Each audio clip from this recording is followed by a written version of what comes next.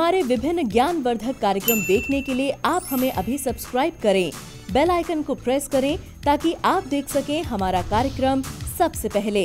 और अधिक जानकारी के लिए फेसबुक पेज को लाइक करना न भूलें।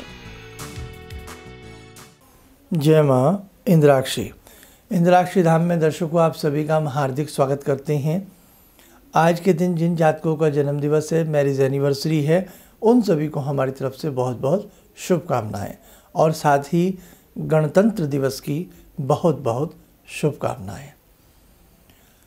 देखो, ये जीवन है, ये बहुत मुश्किल से प्राप्त होता है।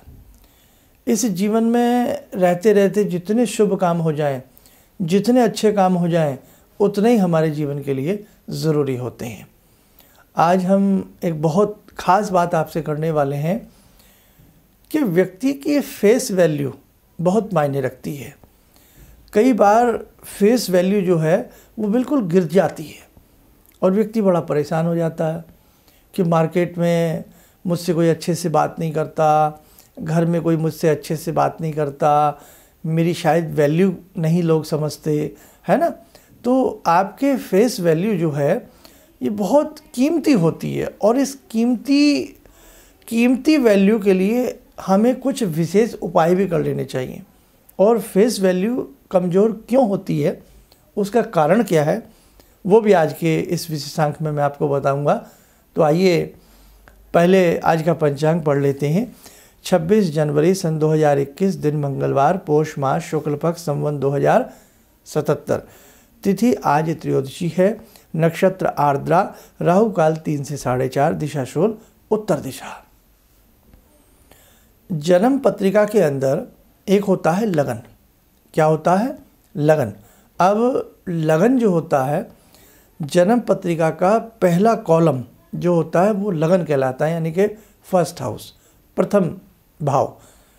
अगर किसी भी जातक की जन्म पत्रिका का लगन कमज़ोर है, उसकी फेस वैल्यू कमज़ोर होगी ही होगी। जैसे एक भवन की यदि नींव कमज़ोर है तो वो भवन कमज़ोर होगा। आप उसके ऊपर काफ़ी इमारतें खड़ी ज़रूर कर लेंगे, लेकिन कुछ समय के लिए, और बाद में वो गिर भी सकती हैं। तो जितनी भवन की, किसी हाउस की नीचे से नींव मजबूत होगी ना, उतना ही वो भवन ऊपर टिकाऊ होगा। तो ऐसे ही आपके चेहरे की वैल्यू जितनी शानदार होगी, ये मान के चलिएगा, उतनी ही आपकी वैल्यू बढ़ती चली जाएगी।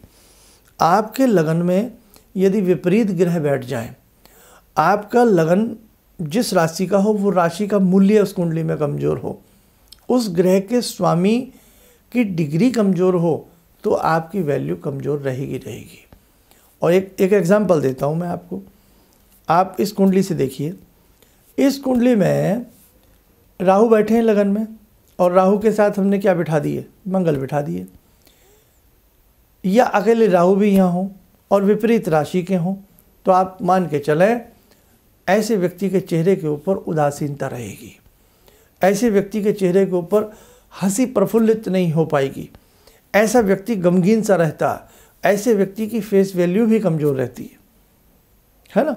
और कई बार इस प्रकार की जो कुंडली होगी, ऐसे व्यक्ति में चिड़चिड़ापन भी हो जाता है या लोगों को ऐसा नज़र आता है।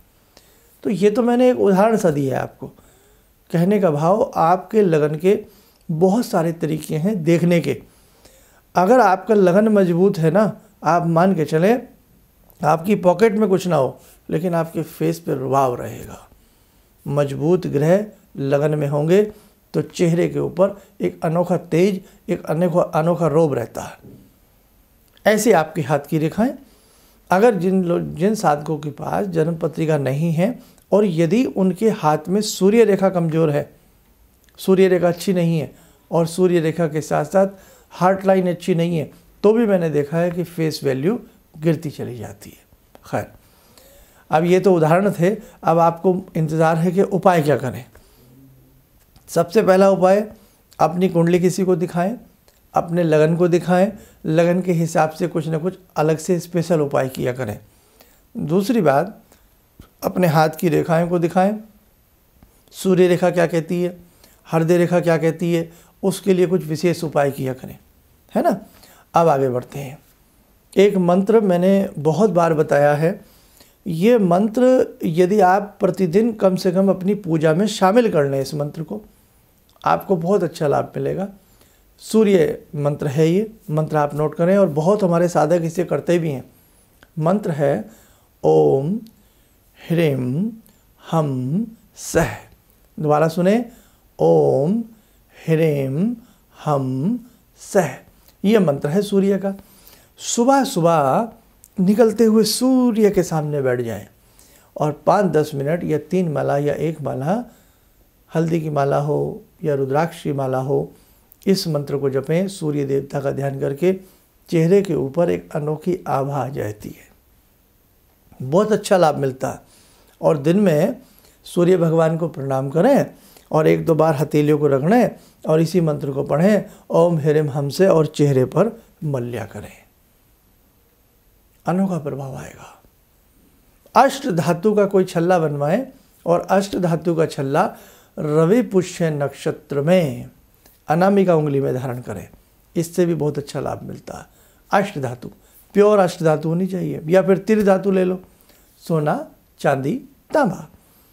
सोना हल्का डलवा लें, बहुत ऐसा अपनी पॉकेट के हिसाब से, लेकिन अष्ट धातु लेंगे तो और भी अच्छा लाभ मिलेगा। या पूर्ण रूप से प्राण प्रतिष्ठित करा करके गले में सूर्य के अनेकों प्रकार के यंत्र बनते हैं, उसमें नवग्रह भी ले सकते हैं, या और भी अच्छे अच्छे सूर्य के यंत्र बनते हैं, वो गले में भी धारण किया जा सकता है। या रवि पुष्य नक्षत्र में बेल की जड़, हमने एक स्वतंत्र वीडियो बनाया है हमारा, देख लीजिएगा। रवि पुष्य नक्षत्र में बेल की जड़ भी धारण करने से चेहरे के ऊपर प्रभाव आता है, फेस की वैल्यू बढ़ती है। और एक मंत्र भी हमने बहुत बार बताया है, वो आप दुर्गा सप्तशती से ले सकते हैं। ओम ज्ञानी नाम अपि चेतांसी देवी भगवती ही सा बलादाकृष्य मोहाय महामाया पृच्छति। दुर्गा सप्तशती में सप्तश्लोकी दुर्गा का ये पहला मंत्र है, वहाँ से आप इसे ले सकते हैं। ये मंत्र भी बहुत ज़्यादा सम्मोहन शक्ति को बखेरता है, आदमी की वैल्यू को बढ़ाता है, चेहरे की वैल्यू को बढ़ाता है।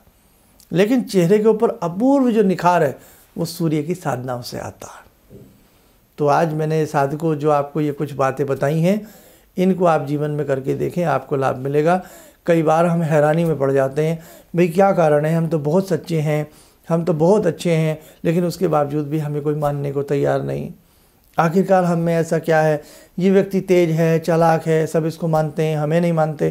कई बार इस प्रकार की चीज़ें मनों में आ जाती हैं। तो आप मन न मसोसें, कुछ ना कुछ उपाय आप करके देखें, आपको लाभ मिलेगा। और सूर्य को निरंतर जल देते रहना चाहिए। आदित्य हृदय स्तोत्र का रोज नहीं तो रविवार के रविवार पाठ करने से भी आपका लगन मजबूत होता है। आप करके देखिए, रणांगन में बहुत सारी चीज़ों में आपको मजबूती मिलेगी। कुंडली के बहुत सारे ऐसे तो ग्रह हैं जो हम पढ़ भी नहीं पाते हैं, है ना। हर व्यक्ति कुंडली थोड़ी पढ़ पाता है, लेकिन उसके द्वारा की गई उसकी दैनिक साधना, उसकी नित्य साधना भी उसके ग्रहों को बल देती है और उसके केंद्रों को बल देती है, उसके लगन को बल देती है। आपके द्वारा की गई गुरु की साधना, आपके द्वारा की गई गुरु मंत्र की साधना भी आपके लगन को बल देती है ना। बहुत सारे उपाय, तो इसमें से जो भी आपको सही लगे दिल से करें, अच्छे से करें, आपको बहुत अच्छे लाभ की प्राप्ति होगी। आइए साधकों, समय चला आज की ध्यानमाला का। भगवती पराम्बा सभी को शुभ आशीष दें, शुभ आशीष दें, शुभ आशीर्वाद दें। ऐसी शुभकामनाओं के साथ आइए जुड़े माँ भगवती से। ओम सिंदूरारुण विग्रहां त्रिनयनां माणिक्यमूले स्फुरात् स्तारानायक शेखरं स्मितमुखी भापेन वक्षोरुवां पाणिभ्यामलपूर्णरत्नचषकां रत्नोत्परां बिभ्रति सौम्यां रत्नघटस्थरक्तचरणां ध्यायेत्परां अम्बिकां खड्गं चक्रगदेषु चापपरिगान् शूलम्बुशुण्डिं शिरा शङ्खं संदधतीं करे स्त्रीनयनां सर्वाङ्गभूषावृतां नीलास्मद्युतिमास्य पाददशकां सेवे महाकालिकां यामास्तो स्वपितैहरो कमलजो हन्तुं मधुं कैटवम् विद्युद्दाम समप्रभां मृगपते स्कन्दस्थितां भीषणां कन्या विहकरवालखेटविलसा धस्ताविरासेवितां हस्तैश्चक्रगदाशिखेटविशिखां चापं गुणं तर्जनीं विप्राणामलिलात्मिकां शशिधरां दुर्गां त्रिनेत्रां भजे। कवच बना लें, ध्यान करें, प्रांबा महाशक्ति का आशीर्वाद हम सबके ऊपर बरस रहा है।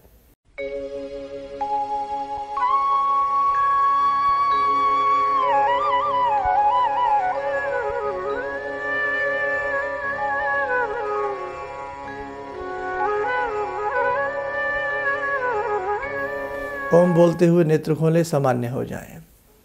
हमारे बहुत साधक आए दिन हमसे व्यक्तिगत रूप में मिलना चाहते हैं, तो व्यक्तिगत रूप से मिलने का कार्यक्रम बहुत शीघ्र करीब करीब हमने बना दिया है, क्योंकि थोड़ा इंद्राक्षी धाम में थोड़ा विधि चल रहे हैं, इसलिए व्यक्तिगत रूप से भी मिल पाना नहीं सबसे हो पा रहा था।